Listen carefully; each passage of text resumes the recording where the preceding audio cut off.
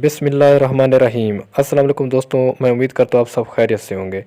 जी दोस्तों, T20 world cup का नया आलमी चैम्पियन इंग्लैंड, जिसकी टीम में मौजूद दो अहम खिलाड़ी, मुस्लिम खिलाड़ी मोइन अली और आदिल रशीद, जो एक ट्रू मुस्लिम होने का सबूत देते हैं।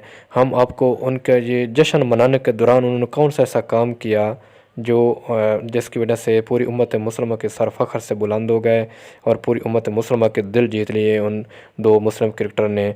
तो आपने वीडियो पूरी देखनी है, वीडियो स्किप नहीं करनी। हम आपको एक वीडियो क्लिप दिखाएंगे जिसमें आपने देखना है कि उन्होंने कौन सा ऐसा काम किया जिसकी वजह से पूरी उम्मत मुसलमान उन पर खुश है, वो ट्रू मुस्लिम होने का सबूत दे रहे हैं।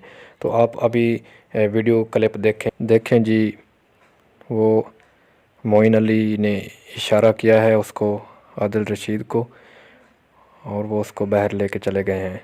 तो आप देखें, शराब जो ऊपर फेंकी जा रही है, जश्न मनाया जा रहा है, सेलिब्रेशन वर्ल्ड कप जीतने की।